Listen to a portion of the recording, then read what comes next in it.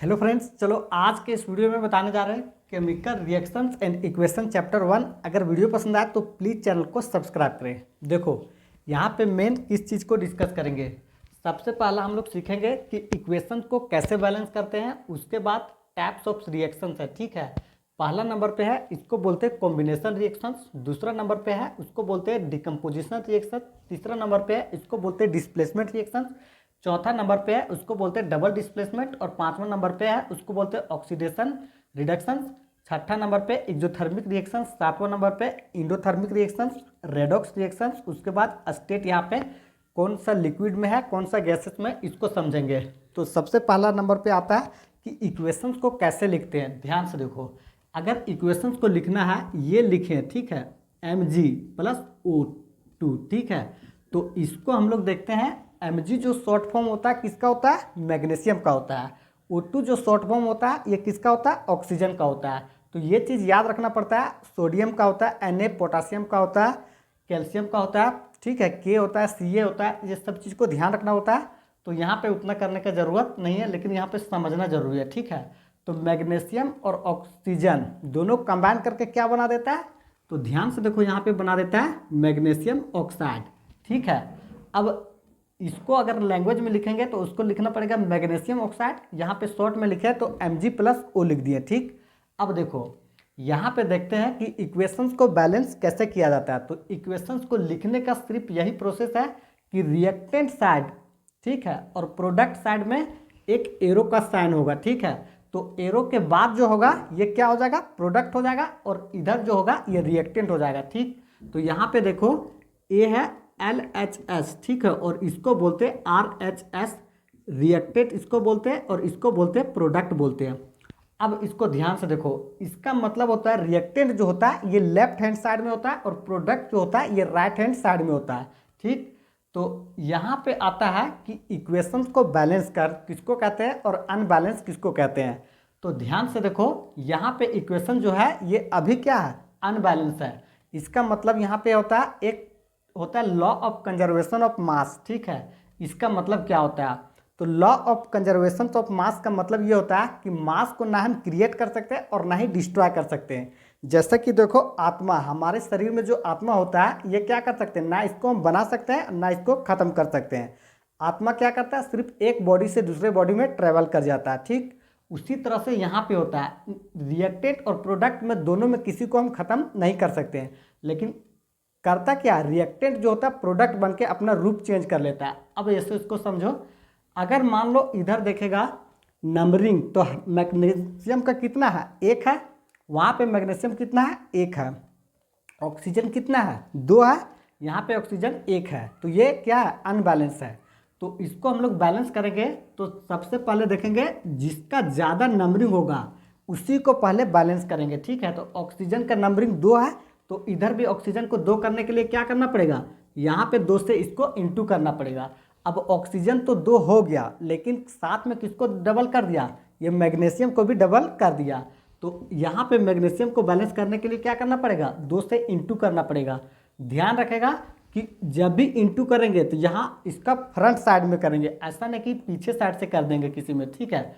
तो ये हो गया क्या, बैलेंस इक्वेशंस। अब ध्यान से देखो, इसका मतलब हो गया तो इधर का जो नंबरिंग होगा वही सेम नंबरिंग किधर होना चाहिए, इधर होना चाहिए, प्रोडक्ट साइड में।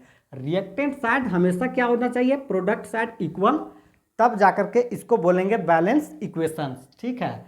या इसको बोलो LHS हमेशा RHS के बराबर होना चाहिए। जैसे वेट के अनुसार देखते हैं, मास, ठीक है। तो मास को यहाँ पे मोलिकुलर मास के अकॉर्डिंग किसी भी तरह से ध्यान रख लेगा, बस। अब देखो एक और एग्जांपल ले लेते हैं कि इक्वेशन को बैलेंस कैसे किया जाता है। जैसे कि मान लो CH4 है, ठीक है, मीथेन है, इसको हम ऑक्सीडेशन करा दिए, ठीक। तो इसको ऑक्सीडेशन करा देते हैं तो होता क्या है, यहाँ पे ये बना देता है CO2+ वाटर को बना देता है, ठीक।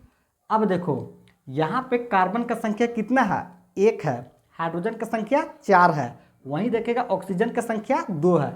यहाँ पे कार्बन का संख्या 1 है, ऑक्सीजन का संख्या 2 है, हाइड्रोजन का संख्या 2 है, और यहाँ पे ऑक्सीजन का संख्या 1 है। तो हाइड्रोजन इधर 2 हो गया, ऑक्सीजन इधर 3 हो गया, ठीक है।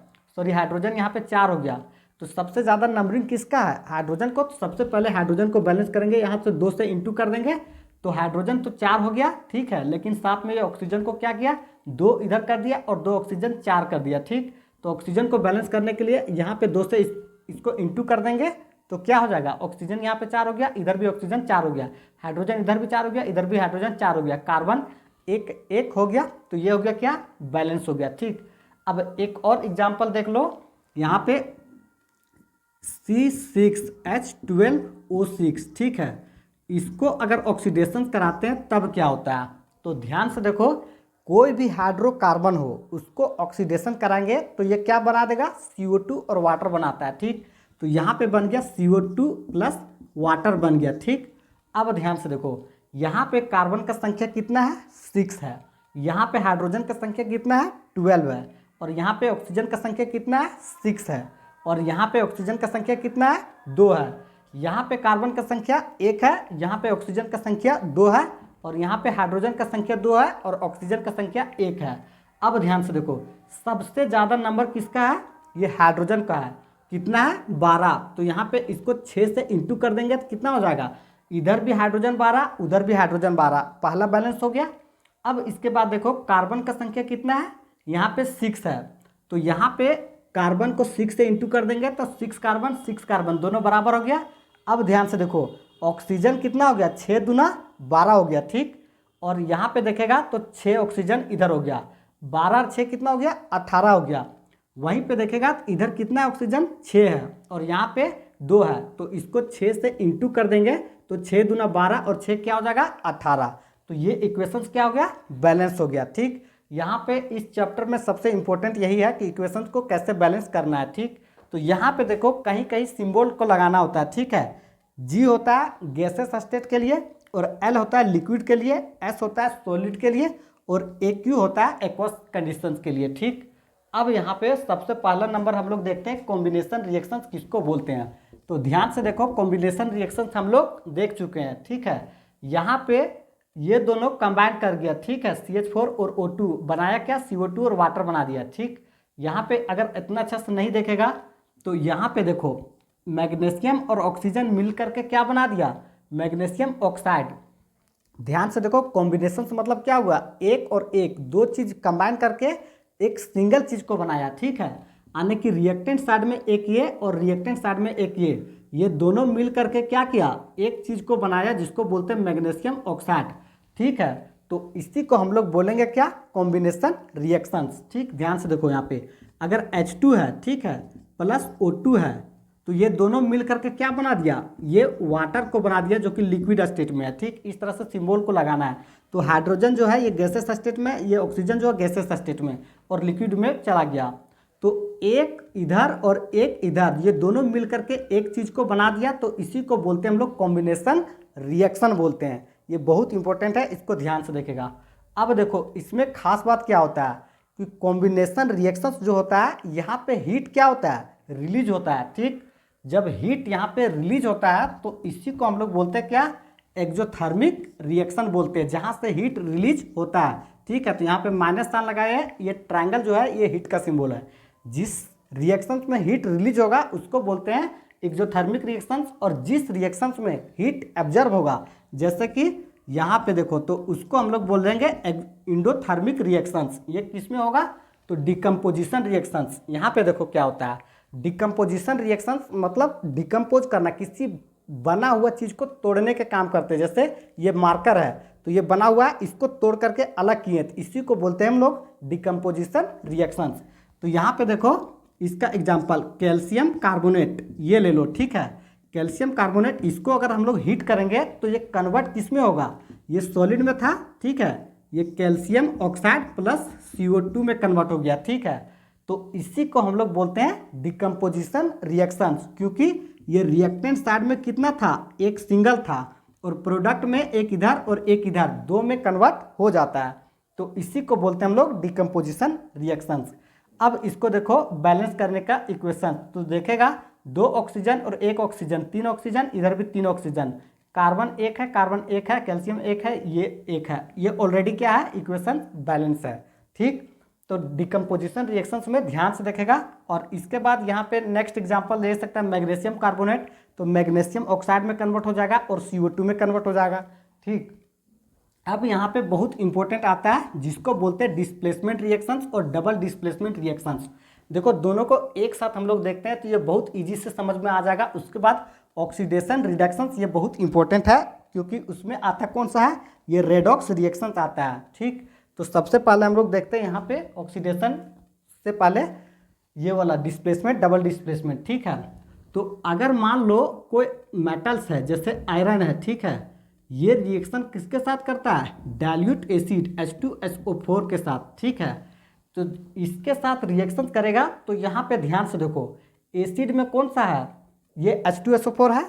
अब इसका कॉम्बिनेशन में देखेगा तो ये रिएक्टेंट साइड में जो आयरन यहाँ पे अलग है, वो आयरन जो रहेगा ये सल्फेट के साथ यहाँ पे क्या हो गया, ये आयरन सल्फेट इसको बना देता है और यहाँ से H2 गैस को क्या करता है, लिबरेट कर देता है, फॉर्मेशन कर देता है H2 गैस को। तो यहाँ पे डिस्प्लेसमेंट का मतलब क्या हो गया, एक का जगह को चेंज कर देना, उसको बोलते हैं डिस्प्लेसमेंट रिएक्शंस। जहाँ पे दो का जगह चेंज हो जाता है उसको बोलते हैं डबल डिस्प्लेसमेंट रिएक्शंस। ठीक है, तो यहाँ पे देखो आयरन अकेले था और यहाँ पे आयरन क्या हो गया, किसके साथ कंबाइन किया, सल्फेट के साथ। जबकि रिएक्टेंट साइड में देखेगा तो सल्फेट के साथ में कौन था, सल्फेट के साथ H2 था और यहाँ पे H2 अलग हो गया। तो जो जगह को चेंज कर देगा, जैसे ये वाला पेन यहाँ पे है और ये कैप यहाँ पे है, तो इसको चेंज कर दिया, तो इसी को बोलते हैं हम लोग डिस्प्लेसमेंट रिएक्शंस। ठीक है, अगर यहाँ पे दूसरा ले लेते हैं, जिंक है, ठीक है, H2SO4 यहाँ पे है, तो इसके साथ क्या होगा, तो ध्यान से देखो इसके साथ सेम कंडीशन जो कि इसके साथ हुआ, तो यहाँ से जिंक क्या करेगा, यहाँ पे Zn इसके साथ सल्फेट के साथ जुड़ जाएगा और H2 गैस यहाँ पे लिबरेट कर जाएगा। ठीक, लेकिन अब देखो बहुत इंपॉर्टेंट जो है ये डबल डिस्प्लेसमेंट वाला है। कैसे है, तो ध्यान से देखो यहाँ पे Na2SO4, ठीक है, और BaCl2 इसको ले लो तो देखेगा ये सल्फेट जो होता है ये किसके साथ कंबाइन कर जाता है, ये बेरियम के साथ सल्फेट बन जाता है, तो बन गया BaSO4 और यहाँ पे NaCl बन जाता है। ठीक है, तो ध्यान से देखो बैलेंस नहीं है, इसको बैलेंस करना होगा। तो यहाँ पे सिर्फ समझाने की कोशिश कर रहे हैं। ठीक है, बैलेंस करने का बाकी प्रोसेस तो पूरा बता चुके हैं। तो यहाँ पे देखो, यहाँ पे सोडियम जो था ये सल्फेट के साथ है, ठीक है, वहीं सोडियम जो है ये Cl के साथ है। यहाँ पे बेरियम जो है ये क्लोराइड के साथ है, यहाँ पे बेरियम सल्फेट के साथ है।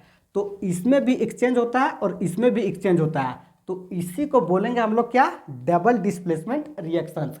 और जिसमें सिंगल में एक्सचेंज हो रहा है तो इसको बोलते हैं डिस्प्लेसमेंट रिएक्शंस। ठीक है, अब यहाँ पे नेक्स्ट जो है इसको बोलते हैं ऑक्सीडेशन रिडक्शंस। किसको, इसको समझो, जहाँ पे ऑक्सीजन का ऐड होगा, ठीक है, उसको बोलेंगे ऑक्सीडेशंस, और जहाँ पे ऑक्सीजन हटेगा, जहाँ से हटेगा उसको बोलते हैं रिडक्शंस।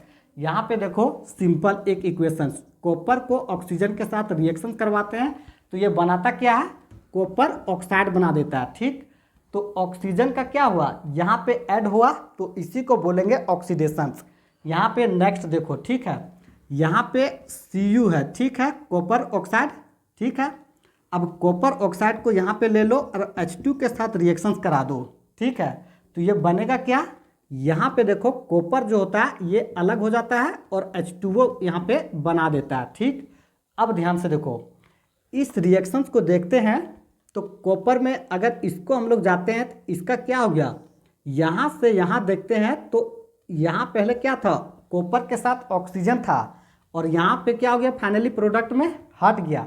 तो ऑक्सीजन हटेगा तो क्या हो गया, इसका रिडक्शन हो गया। ठीक है, और हाइड्रोजन यहाँ पे अकेले था, जब यहाँ पे इधर गया तो हाइड्रोजन के साथ क्या हो गया, यहाँ पे ऑक्सीजन ऐड हो गया, तो इसका क्या हो गया, ऑक्सीडेशन हो गया।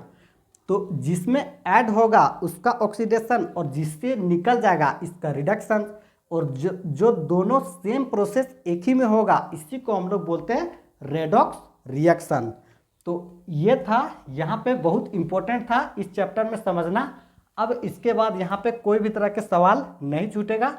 तो चलो यहाँ पे law of conservation of mass, इसमें हम थोड़ा सा देखे थे। ठीक है, तो law of conservation of mass में कुछ भी नहीं होता है, यहाँ पे अगर H2 है प्लस O2 है, ठीक है, ये दोनों बन गया वाटर, ठीक। तो एज्यूम कर लो इसका एटॉमिक मास कितना होता है, ठीक है। ऑक्सीजन का कितना होता है 16 होता है, ठीक। इसका कितना होता है 1 होता है। यहाँ पे देखेगा तो ऑक्सीजन और ये दोनों 16 दूना कितना हो गया 32 हो गया, ठीक है। और यहाँ पे एक है तो एक का दुगुना कितना हो गया 32 तो 34 हो गया, ठीक। तो इधर LHS साइड अगर 34 आया तो RHS साइड भी 34 आना चाहिए। जैसे कि देखो यहाँ पे कैसे हो जाएगा, तो इसको इक्वेशंस को बैलेंस कर देंगे तो ये हाइड्रोजन कितना हो गया 2 दूना 4 हो गया और ऑक्सीजन कितना हो गया यहाँ पे तो कितना हो गया 2 हो गया, ठीक है। तो इसका 16 दूना कितना हो गया 32 हो गया 32 और यहाँ पे 2 दूना इसका 4 हो जाएगा, ठीक। तो यहाँ पे हाइड्रोजन को और अच्छे से बैलेंस कर देंगे, ठीक। तो ऑक्सीजन ऑलरेडी बैलेंस है, ठीक है, हाइड्रोजन यहाँ पे, तो यहाँ पे 2 और बढ़ा देंगे तो इधर 36 हो गया, तो इधर भी क्या हो गया 36 हो गया। तो इसी को बोलते हैं law of conservation of mass. अब इसके बाद इस चैप्टर में यहाँ पे नेक्स्ट कुछ भी नहीं है, तो चलो करते हैं वीडियो को इन। All the best.